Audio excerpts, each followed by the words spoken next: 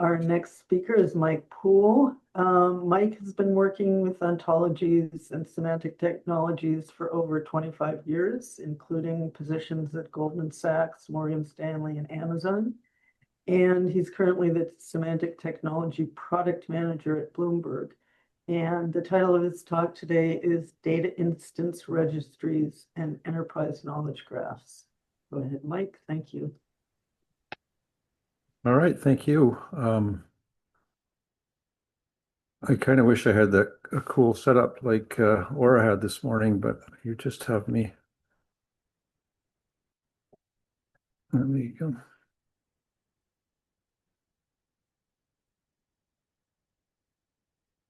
I'm already at. Give me 1 second here. I'm kind of.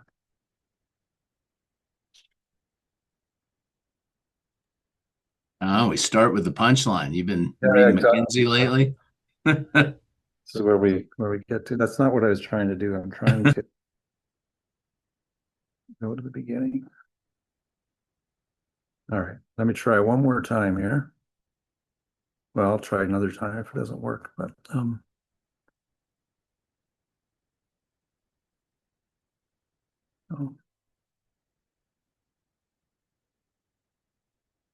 I have to be out of SlideShare to get it to.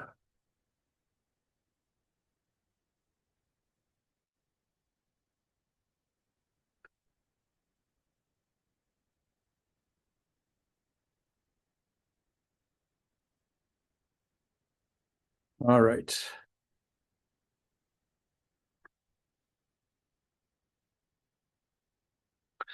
All right. Can you see my screen now? Yes. Should be slides. Yep. All right, cool. All right. Thank you. Yeah. So as I said, today I want to talk about data instance registries and enterprise knowledge graphs. And I always like to start out with a provocative quote, even if it's a fictional one. But so here's my quote. The key to creating an effective enterprise knowledge graph lies in finding the middle ground between rigid centralization and Wild West federation, right? So an allusion to or alluding to Aristotle's doctrine of the mind, that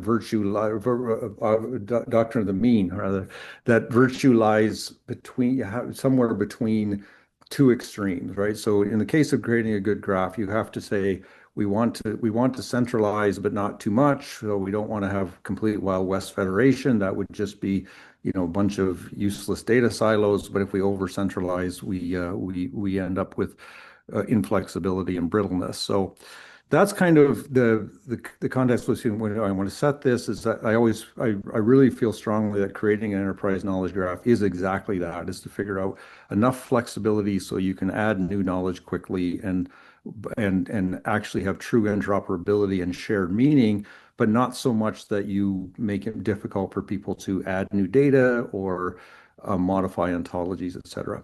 I will do a quick walkthrough of Bloomberg and what we do with and how we use knowledge graphs at Bloomberg, because I think it does help set some of the context. And then I also want to just talk about kind of to set this properly. I want to also talk about why, in my opinion, enterprise knowledge graphs really need context, and because I think that notion of what contextualization means helps to frame what the role that I see data instance registries playing. So then we'll actually get into the guts and details about what exactly is a data instance registry and why do they make our EKGs more effective. So as I said, let me just give a quick overview of what Bloomberg is and where it fits in the financial space. So I don't know if any of you are following industry on used to be on Macs, I guess, but you'll see the Bloomberg terminal plays sort of an iconic role in the finance space. You see this often if you're watching that show. You'll see we at Bloomberg we're always excited because we say, "Hey, did you see that? Watch it last night." They had terminals in the background, but a lot of traders, a lot of people working in the finance space have a Bloomberg terminal which delivers data to them. Financial data, often with these, pretty graphs and that sort of thing. But importantly, data that we strive very hard for it to be accurate, for it to be very, very timely, to be linked to news sources, to be presented in a way that's usable, et cetera. So that's kind of, what we're doing at Bloomberg very heavily is delivering news to people working in the finance space. We've been around since 1981. We have lots and lots of subscribers all over the world. We have lots and lots of employees all over the world. And notably as well, Bloomberg does have some presence in the academic space as well in terms of doing research or collaborating with researchers, particularly in the AI space. But we do publish papers. We have fellowships that we support and bring people in to do research with us, et cetera. So we don't just we do a lot of thinking in this ourselves. And why do we need KGs, or why do we need knowledge representation in the financial space? Well, you can imagine there's lots of things. I'm sure most of you have worried or thought about things that could be relevant to that. The one really important thing, of course, is just kind of disambiguation. There's all kinds of different, if we're looking at instruments, there's lots of different ways to identify an instrument. We need to be able to resolve that, make it easy for people to search for data, regardless of which identifier paradigm they use. We have to be able to have aliases that span different countries. And then, all kinds of pricing data, of course, that we have to be able to say, hey, in addition to stock prices, we need to know about market cap, revenue, expenses, et cetera. We want to know about the people in an organization, or when they left an organization, or what the board of directors is. We were able to do supply chain analysis. We have to be able to, find out ultimate parents, and we want to understand how two different companies might be linked together, when a merger occurred, employment, who works for whom, when did it start, when did it end, et cetera, all kinds of things like that, right? So lots of real bread and butter kinds of relationships that also lend themselves well to being semantically modeled, right? A lot of these things we may want to do transitive reasoning, can draw inferences, look for inconsistencies. So, lots and lots of opportunities where we want to flag and say, hey, we should be using a knowledge graph or using ontology there. I'm giving this is my definition. This is not a Bloomberg definition. This is just the one that I want to use to clarify in this context here, when I talk about an enterprise knowledge graph. What I really mean is, I mean basically all the data that exists in the firm or in the enterprise, such that it's explicitly defined with respect to some existing ontology, taxonomy, or inference rules, or is inferable from it, right? So it's constrained by or follows these ontologies, or is validated by our shackle, but there's some set of what I like to call semantic artifacts, ontologies, taxonomies, inference rules, data shapes that give us the constraints or the ontology that we can use to explore this data. It's accessible by a standard set of APIs, right? That there's some way that we can access this data in some uniform way. But also importantly, I would say I include in the knowledge graph all the other data that may not be always materialized in the graph, but there is a way that we could, right? So in other words, if you've created RML mappings and you have some data set, and we can automate the generation from that data set into a physical graph, I'm counting that as being included in the enterprise knowledge graph. So it may be in different places, maybe all over the place, but all the data that fits these criteria here, I'm defining as being part of the enterprise knowledge graph. Again, you don't necessarily have to agree with that. We could probably discuss this a little bit more. I'm not saying this should be the term everyone uses, but I just want to make clear this is what I'm assuming when I talk about enterprise knowledge graph here. And then, of course, if we have that in place, what does that allow us to do? Well, most importantly, I always talk about the real important thing for a lot of enterprises is for doing knowledge graph is, we can do cool things with inference. We can do all kinds of neat stuff with, it's important that we have shared meaning. But the most important application for lots of us are cross-domain queries, right? Interoperability, right? That's really the key important thing.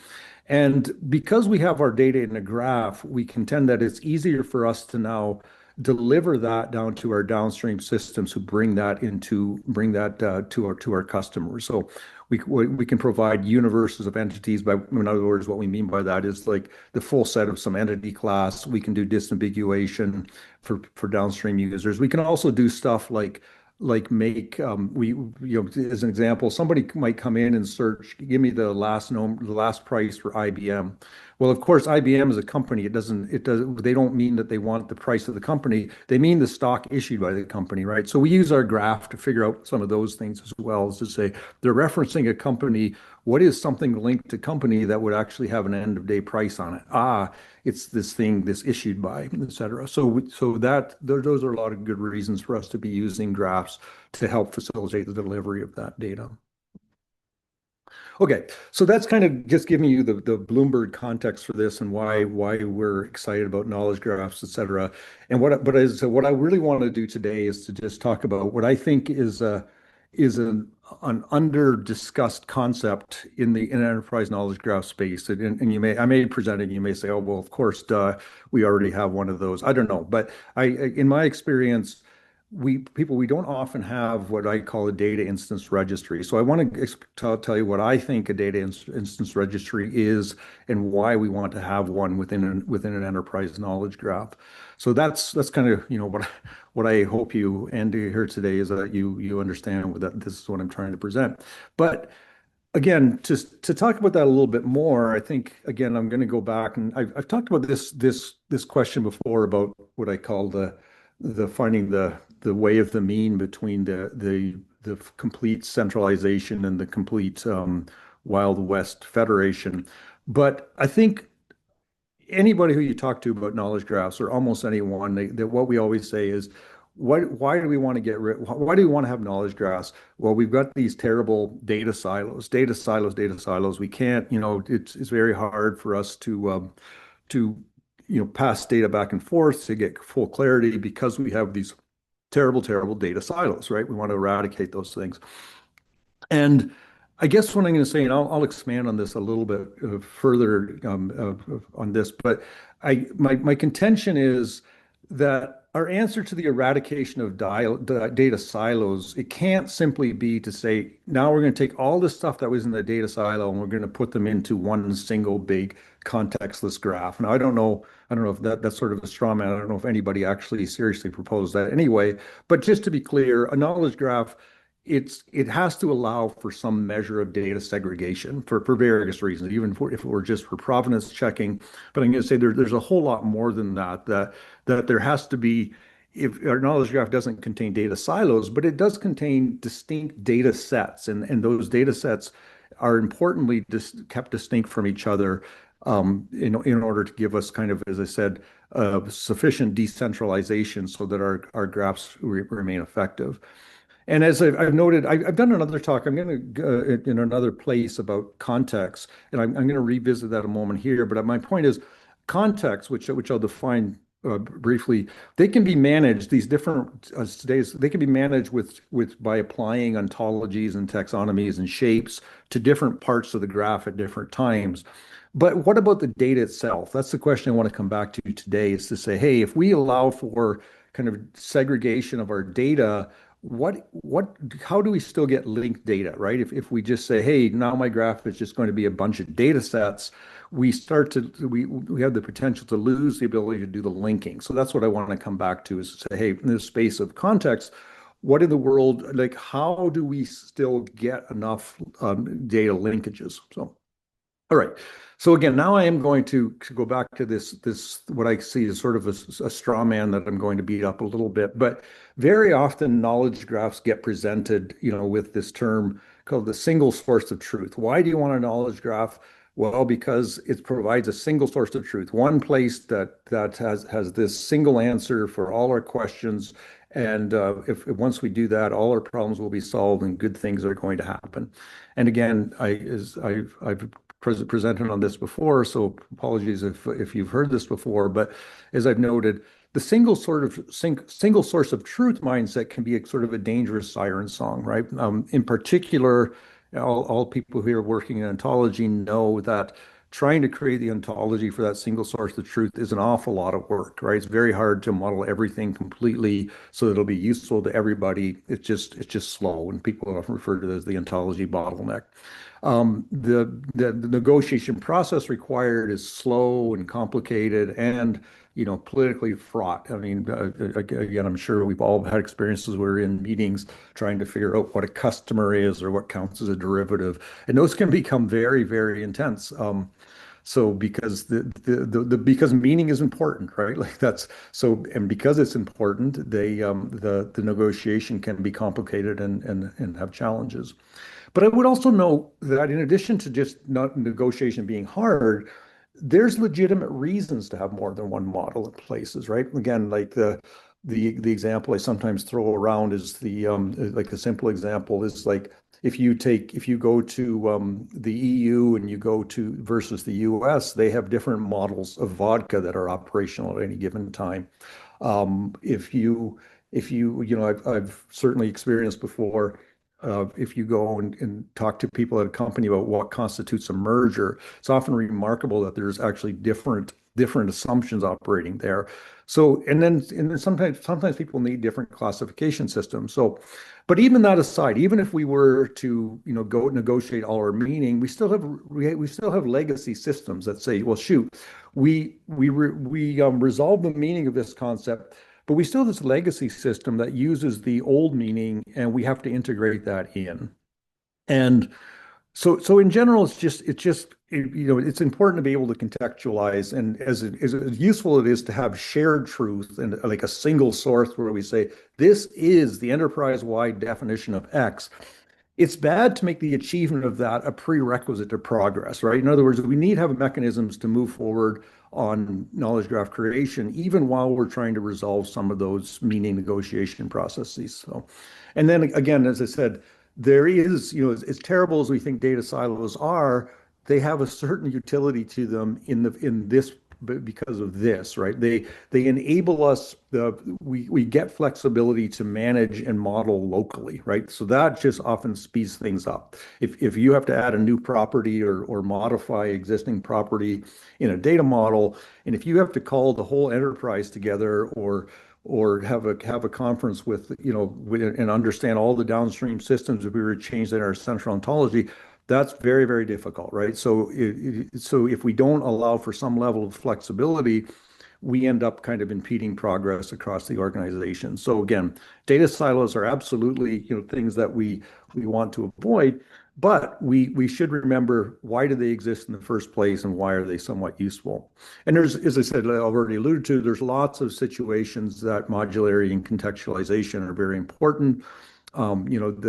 The kind of the key ones, again, people working in this space are aware, if we want to talk about what's a regulated product, that's going to differ depending on where you're located in the world.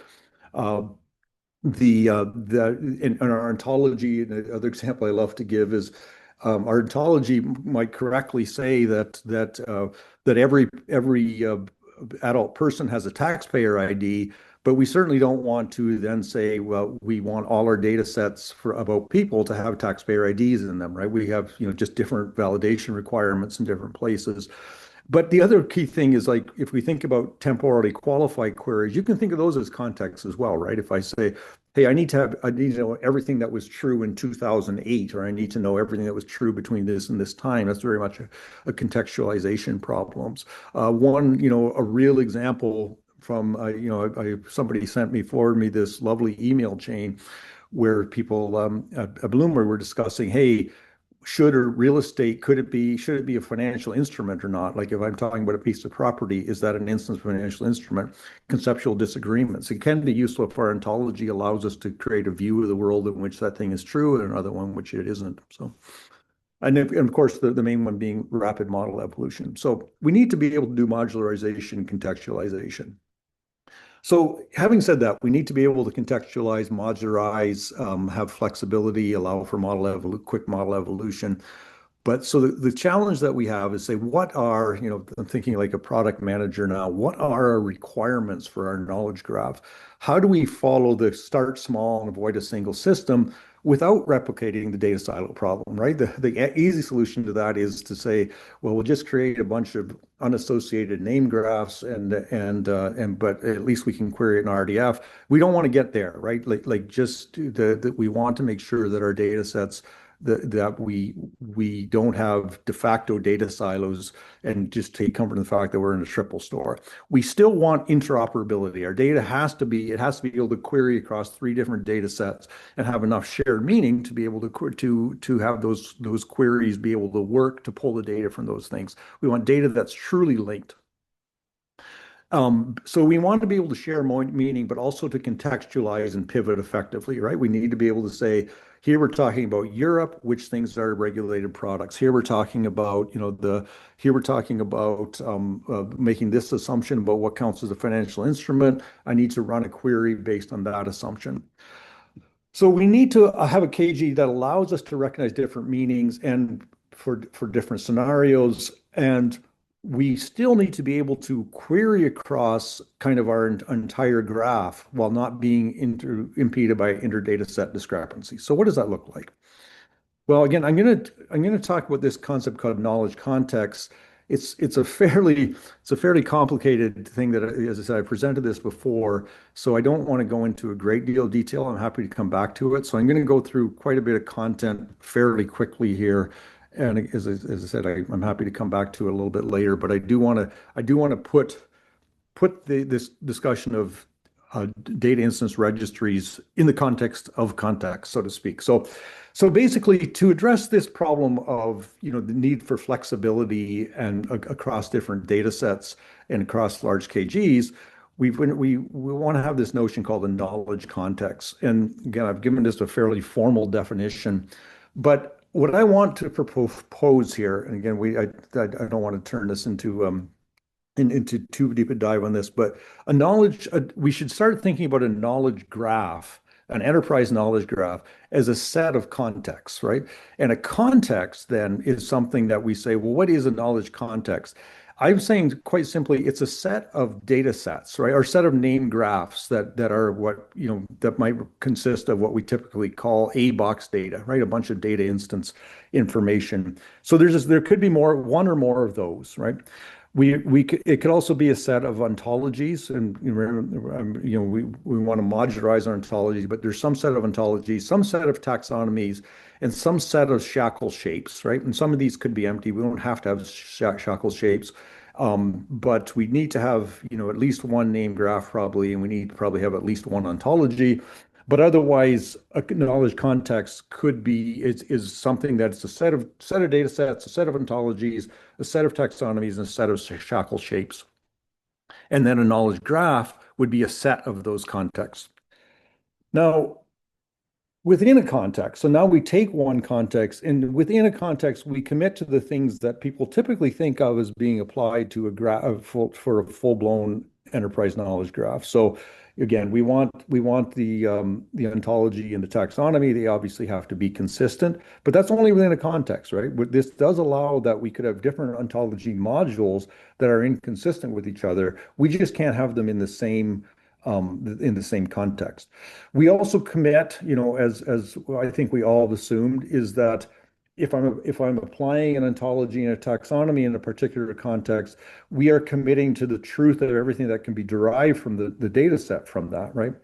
And we also commit, I think this is worth noting in the use of shackle, I always contend that we should have a little bit better mechanism for ensuring the consistency of a set of shapes and ontology. So if my ontology says that everybody has exactly one value for property M, but my shape says it has at least two, we have an inconsistency there. So we can bring shackle shapes in. They should be consistent with the ontology. They might give more information, right? They might say something like, the ontology says everyone has a social, every person in the U.S. has a social security number. The shackle might add like formatting for that social security number, but it can't add information or place constraints that are inconsistent with the ontology. We commit to all the data quality commitments in the shape set. So if I say that this shackle shape is part of this context, all the data sets in that context comply with it.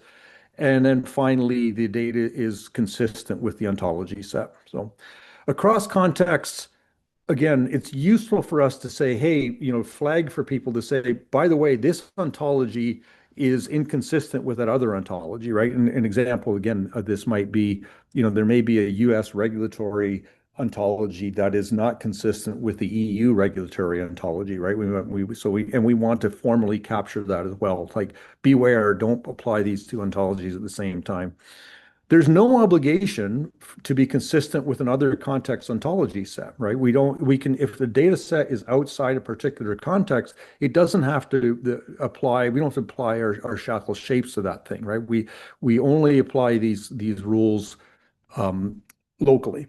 And but note here, I also want to note, we can still mix and mingle our data sets, right? Nobody's saying you can't query across two different data sets from different contexts. It's very important, I think, to have kind of universal applicability, but we just have to be careful about what the ontology is that guides that kind of stuff. So again, there should be full-blown interoperability for querying, but just be careful about how you go and apply the ontologies and the shackle shapes, or what you can expect. Again, I don't want to spend too much time on this. Validation, of course, only applies to a particular data set.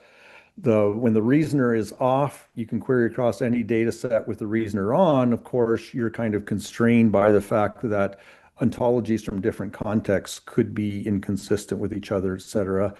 Let me see. I don't want to go into. Oh, be careful if you're using two ontology sets that are inconsistent. It might be cause problems if if you apply them to each other's name graph sets. But practically speaking, it's not that easy in most triple stores that I've worked with to actually deploy this, right? It could be a challenge to say, it would be great. Someone should invent, in my opinion, a Sparkle endpoint that made it really easy to say, hey, apply this set of ontologies to this particular set of name graphs, apply this different one here. Often kind of the T box ends up kind of getting baked into our configuration, so it makes it a little bit difficult. So practically speaking, it's a bit hard to apply these contexts, but I think it's kind of important. So that at least conceptually we have an understanding of that. I'm going to just pause there for a sec just to see if to just go back to the screen here and see if there's any questions about what I've said so far. I've dumped out a whole lot of potentially controversial things. So I'll just stop there, and then we'll dive right into data instance registries. I see a question. What role does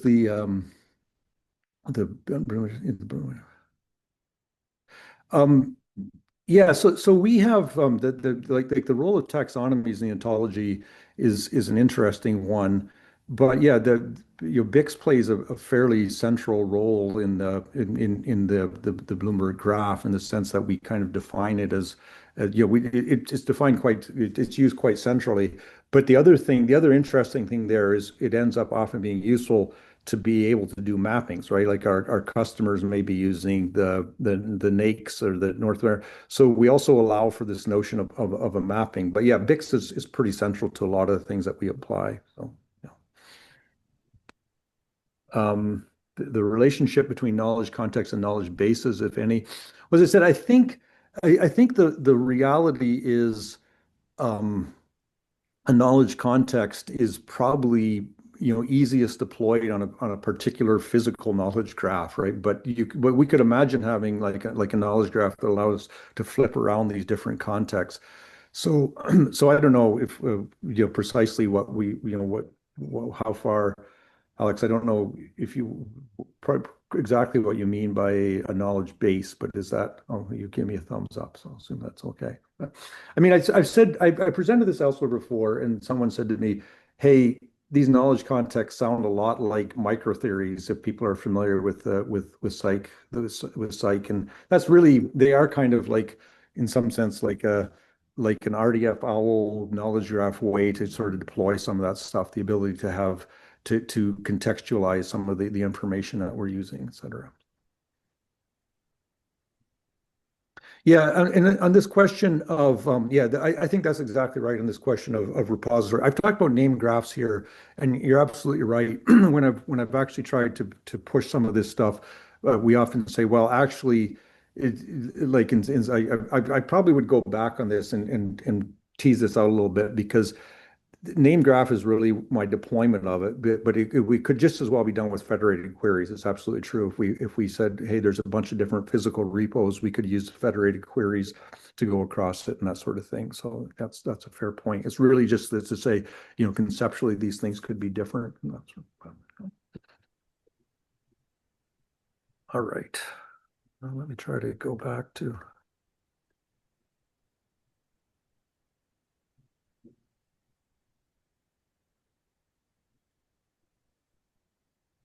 Oh, there it is. Okay. Can you see my screen? It says my screen sharing is paused. Do you see my Yeah, I could. Yeah. Oh. If it's the one that says we're still seeing knowledge Yeah. context. Okay, that's good. Yeah. Yep. All right. All right. So, oh, it's paused because I can't get it to move now.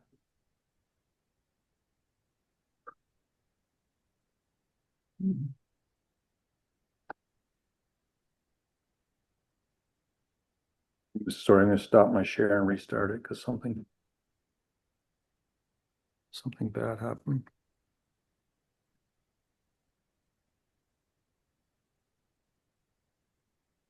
Oh, sorry. Somehow when this thing is in screen share mode, then it won't allow me to share. Or in,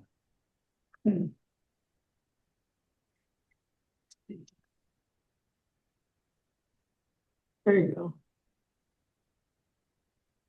That's it. all right. Yeah. So knowledge context.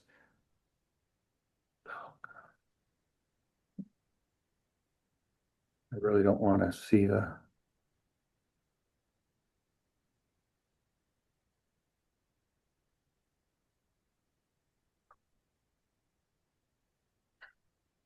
No, here we go.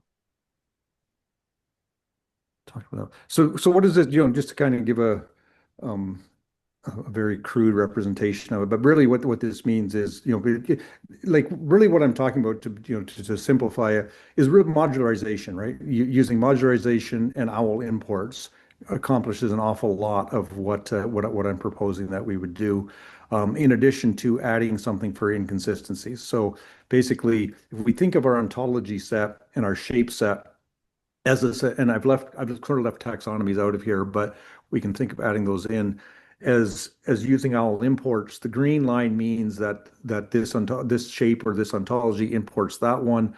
The red line means inconsistent with, and now I can just basically mix and match, right? I can take a set of shapes and a set of ontologies, combine it with a data set, and that gives me a context within which I can query.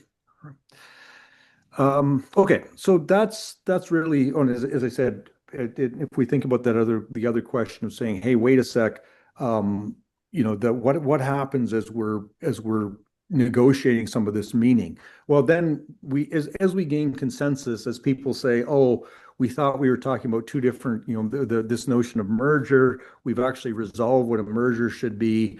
Then we can migrate data up into the enterprise, into the core ontology once it's kind of agreed upon. So it's not that these have to be frozen in time. Consensus can kind of bubble up, and our knowledge, but our knowledge can be localized as well, right? I said I can put over here the fact that alcohol has to be at least 38%, and over here in the US ontology, it can be 40% or that kind of thing.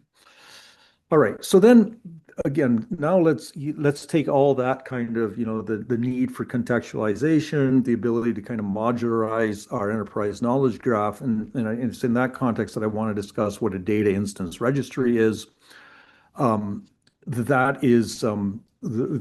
I want to propose one more critical addition to this view of what a knowledge context is, and proposing there should be one more graph that I kind of left out of that last picture.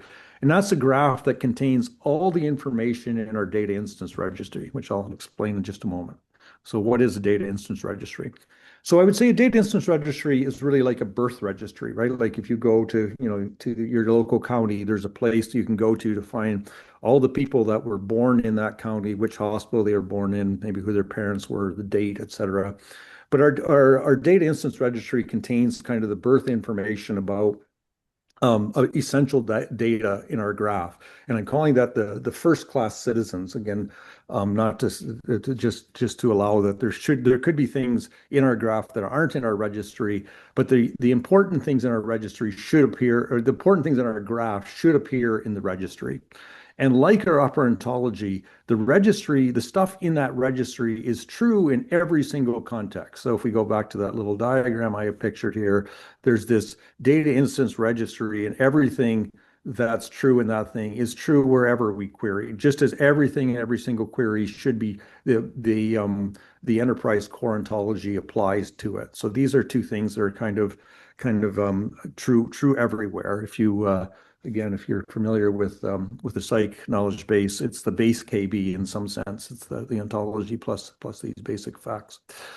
Okay, so but what goes in this thing? What do we put into our data instance registry? Well, of course, for every entity of interest, or as I said earlier, first class citizen, again, we'll come back and define those. First and foremost, it's IRI. Everything's going to be signed in IRI, and that thing should be reused across the entire graph. So we want to put that in the data instance registry. All the basic information needed to identify and disambiguate the entity from other entities of the same type should be in it. There should be a single type declaration, right? So this is important and maybe controversial. For each thing in my registry, I can only declare to be a member of one class and one class only. Is there anything else in the registry? Maybe. We'll get back to that. But anything that's in it should be unlikely to change, right? So it shouldn't be stuff that's, which could become true tomorrow or false tomorrow. And it should be globally relevant. We don't want to put data instances in there about things that hardly any of the graph users will care about. Should we put aliases in there? I'll qualify that and say maybe. Why do we need a data instance registry that has that basic information and everything? Well, first of all, for discoverability, right? It's often the case, like you go to a graph and say, I want to say, what kind of stuff is in it? Well, it should be really easy to go to the graph and say, here's all the stuff in my graph. All the things in my graph are right here.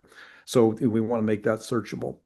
We want to also decrease entity resolution effort. And my contention is by having a data instance registry, we make it fairly easy or methodical for people to go do a lookup and make sure they're reusing the right IRI so that we don't have 7 different IRIs for the same thing across our knowledge graph. So I think centralizing this data instance registry should duplicate or decrease the amount of entity resolution that's required.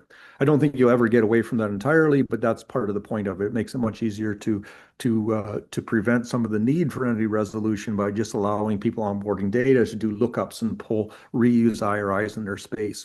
It gives us centralized management of centralized data. In other words, the data that rarely changes and which should be used and assumed across by all graph users. We can put that in the data instance registry. And then finally, I think the other kind of key thing it does, it avoids duplication of data in different contexts, right? So I don't want to declare, and you don't want to declare in 20 different places that Mike Poole is a human being. We just know that gets stored over there, and we don't have to reassert that everywhere else.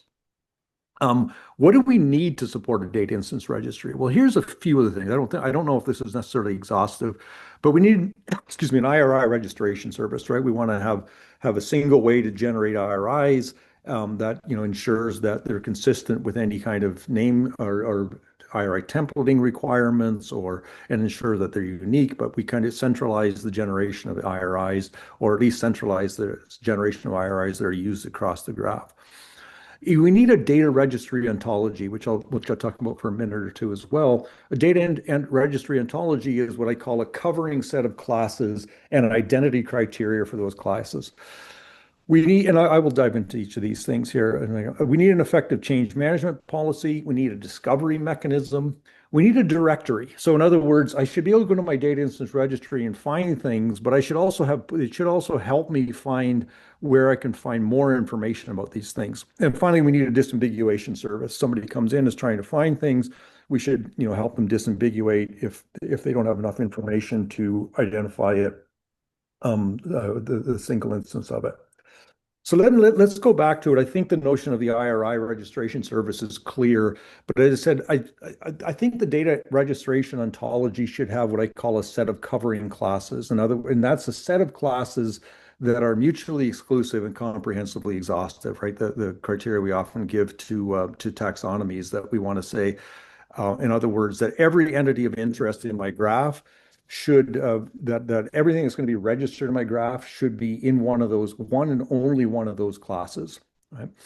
And I'm going to go a little bit, back to the early 2000s when we spent a lot of time talking about OntoClean and meta class properties or metadata properties.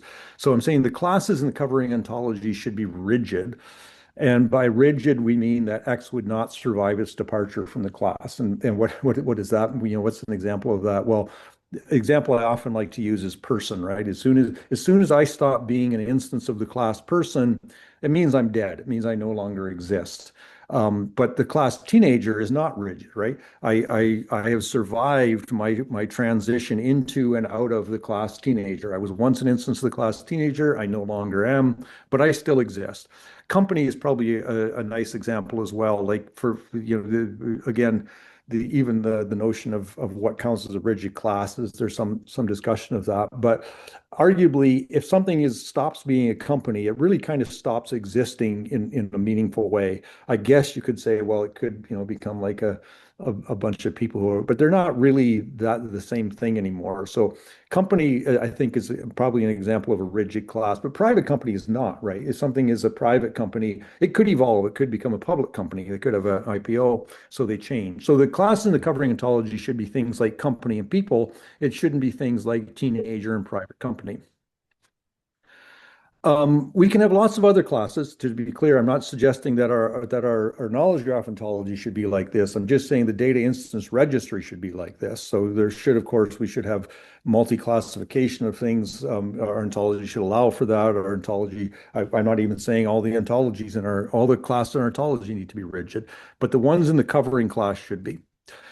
The other thing about the what should be an ontology is the identity criteria for each of those classes. And again, what are the identity criteria? Well, there's, to keep it kind of simple, it's basically all the properties that we need to know to resolve the thing uniquely, right? So, in some ways, if we have like things like social security number or instrument identifiers, it's a little bit trivial. But basically, we should our ontology should tell us what are the properties that have to exist on that thing for us to disambiguate it. So it's like the primary keys, or like OWL has keys for each class, and then the requirement would be, if you're going to register something in the data instance registry, you have to give values for all those primary keys. Change management, again, I don't want to, I don't have specific recommendations how to do the change management.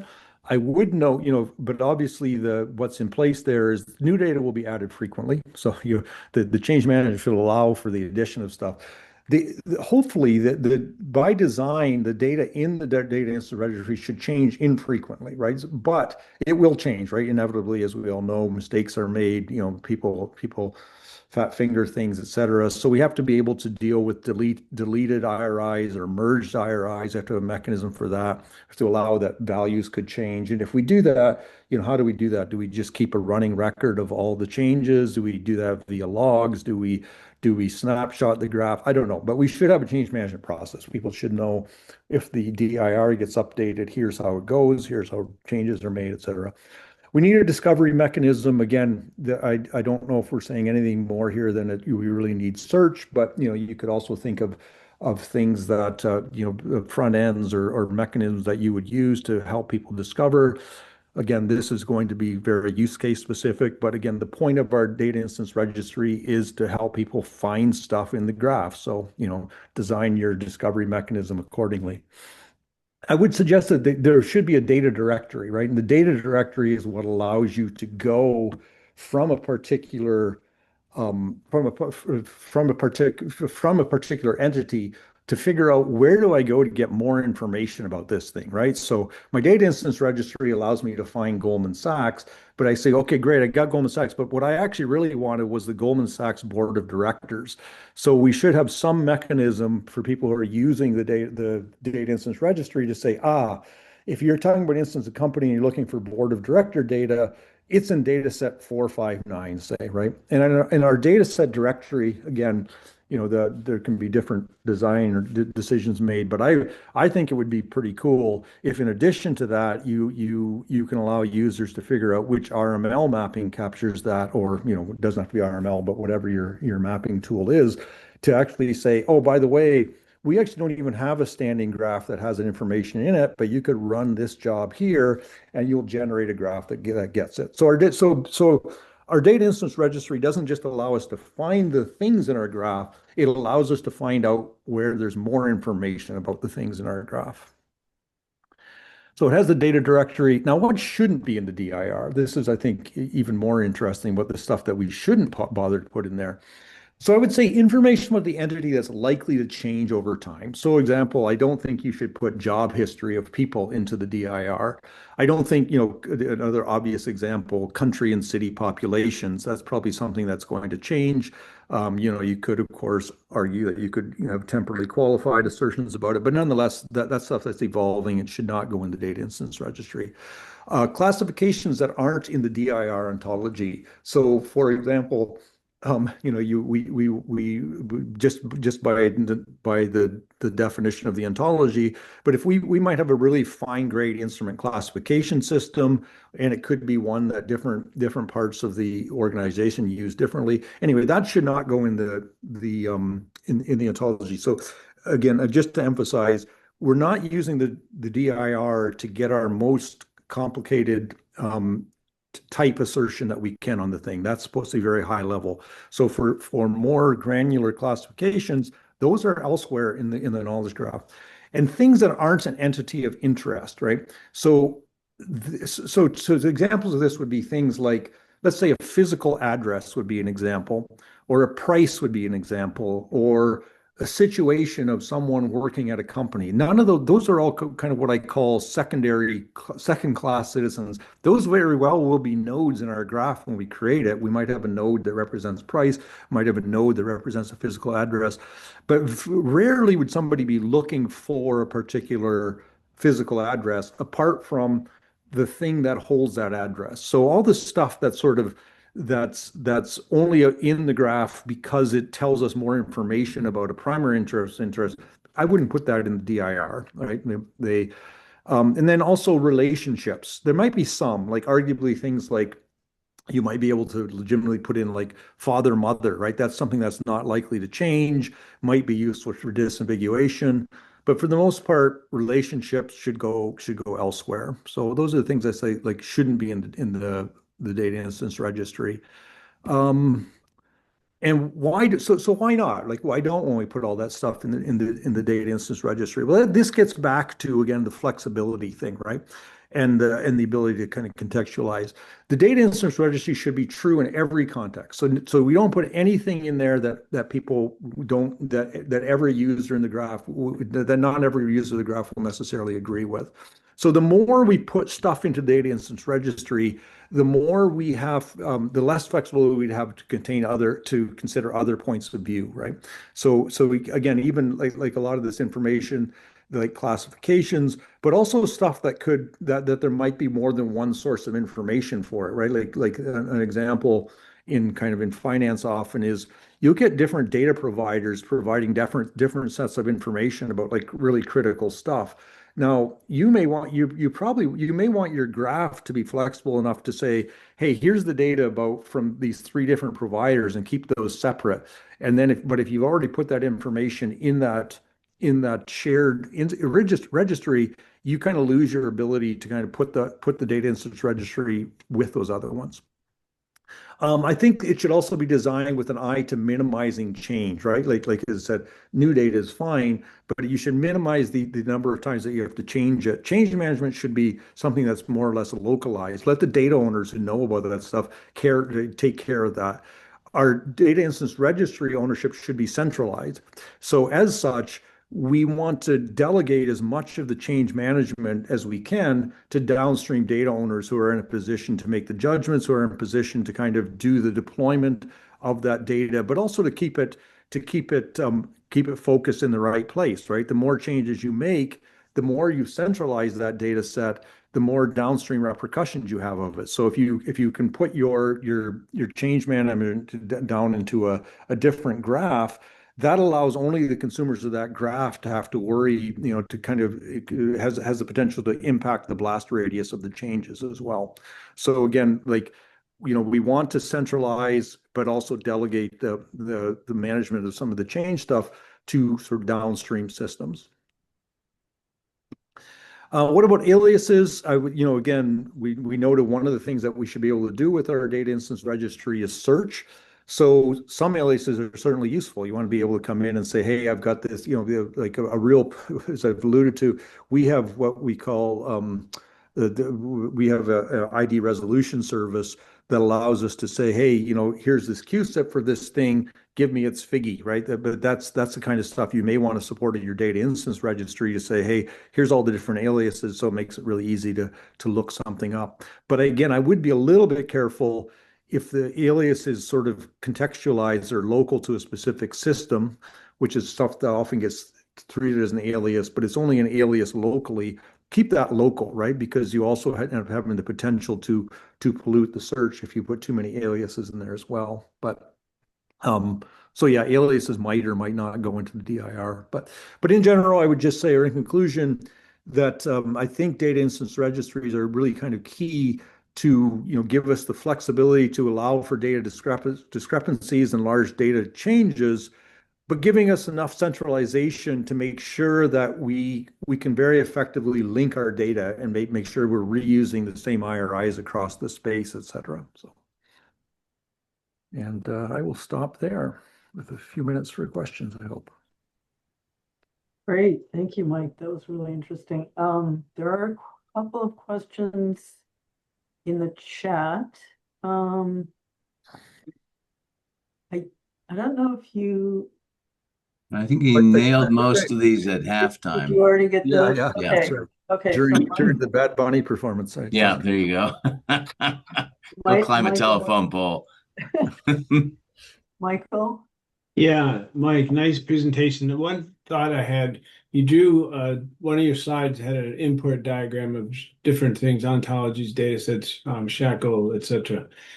Now, what I've often thought was unfortunate is while the import seems really great feature for the ontology side of things, it does no triple stores support that. So how do you make use of that when the triple stores don't support import? Yeah, it's a good question.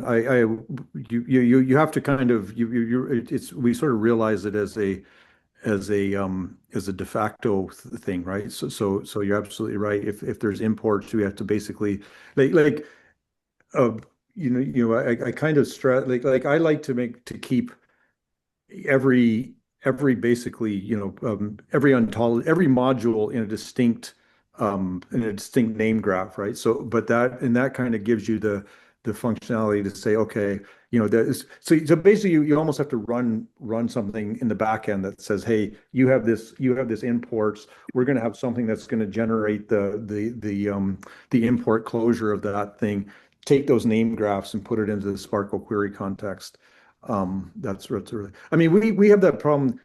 I think kind of to the other problem with the import stuff is, the meaning of imports is really this whole ontology is in this ontology, but because it's hardly ever really physically manifested, people kind of forget that very easily, right? So we even were starting with that a little bit recently too, is to say we're trying to use this in version control, but we have to be a little bit careful not to just say, well, look, like let's use imports as a shorthand for depends on or something like that, because we're saying, well, wait a second, as soon as you put that import in there, you're bringing the whole thing into like in a proper system. To your point, Michael, like a lot of systems don't really make that explicit, but yeah, that's the logical result of that. So I was hoping you had figured out some nice little conceptual infrastructure that you could all let us know about. no, like I said, I think maybe I do like I'm not even kidding. We got lots of smart people here. I do think somebody who built a triple store that could actually do that kind of stuff, build like implement these contexts and stuff on the fly. And to your point, like respect the import closure, so I can just point to this ontology and like that could be, I think, a very, very useful tool to make these things more robust. But Thank you. Um, I've got one question and then we'll see if we have time. There are a couple more in the chat.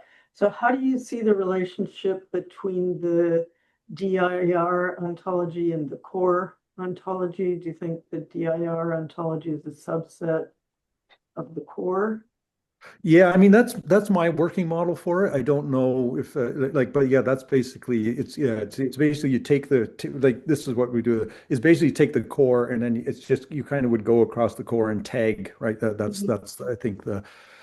the way to do it is just to say, hey, these are the ones that are in the covering ontology. But yeah, Mhm. I think so. Like I don't know, I can't think of an example where we want to have it separate from. So yeah, I would think it would be. So I guess maybe what we have if we take my diagram over, it might be the DIR ontology on top, imported into Mm-hmm. Yes, the upper exactly. ontology. Mm-hmm. But Yeah. you would definitely want more concepts in the core, I suppose, than what needs to Right. be. Yeah, exactly. Yeah, yeah, Like in our view, like the core is supposed to be the stuff that's kind of true everywhere. yeah. Well, you know, that Address. it's perfectly feasible that we would want everybody to share the meaning of private and public company. So it's not that so that would go in core, but Yeah, we wouldn't necessarily want that in the yeah, top. yeah. Okay. So question from Alan. Would Bloomberg agree to two basic covering classes for the registry? One, list of all companies in the global economy, and two, list of all industries in the global economy? Not sure. Um, Alan, would you like to clarify that question? Alan Sure, Hume? Oh, sure. yeah, I'm just, I'm from the business side, and I just think that you large companies like Bloomberg and all, you must have global models of the global economy. And one simple thing you want, as you already mentioned, have all companies that are, in the global economy, and the other would be all industries. I think we certainly do, or at least we have a what we would claim is a reasonable approximation of them. The I don't know as I said, I don't know if I would be so bold as to say all our companies are in the knowledge graph such as it stands, but certainly.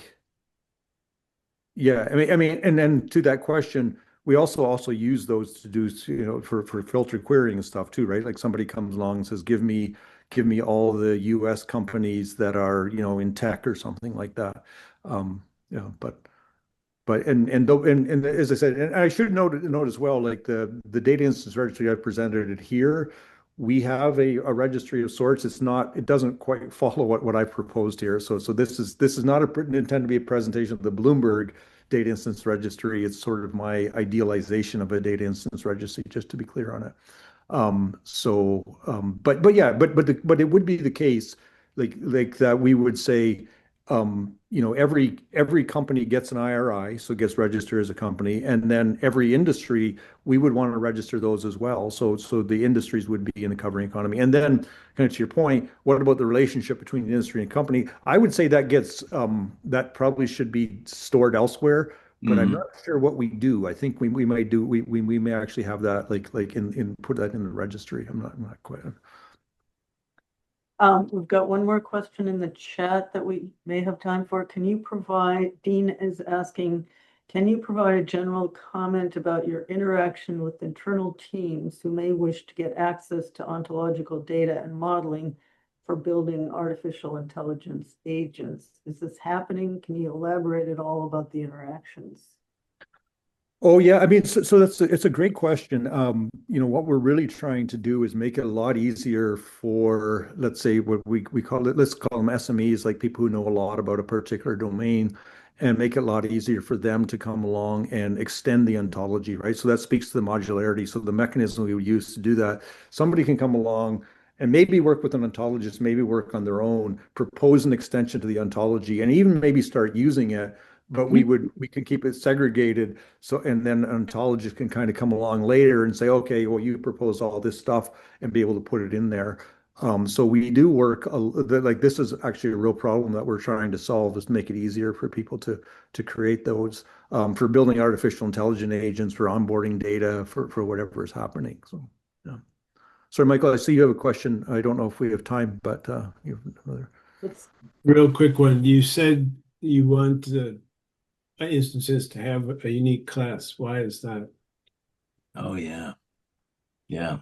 Good one. Oh, I suppose the idea of the idea is really the one of making sure that you're putting it in a place that you've ensured that it's going to be um, uncontroversial, right? And kind of put it near the top. Now, as you said, like, I was actually thinking about this before I came. Could there be examples where we say, look, there's lots of rigid classes in which this isn't the case? Maybe, I'm not sure, but I think just practically speaking, this is a real limitation that we put on it. I think it's largely to say, give me a high level classification of this thing. And so it's kind of practically, but I don't know, like it's a fair question. I'm not sure it might be possible to put something else in there. Okay, thanks. Yeah.